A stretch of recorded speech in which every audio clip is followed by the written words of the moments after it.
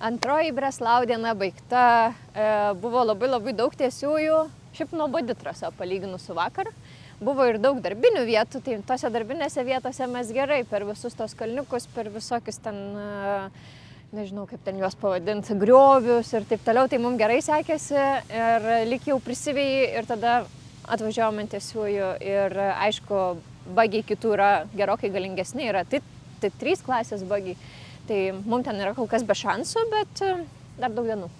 Jo, viskas neblogai, tikrai navigacinių gal grubiai galima sakyti porą minučių, kur jau galėjom sutaupyti. Vieną sportininką iš galo praleidinėjom, tiesiog vietoj stovėjom 20 sekundžių, kol jis atvažiavo, tada jo dulkėse sėdėjom.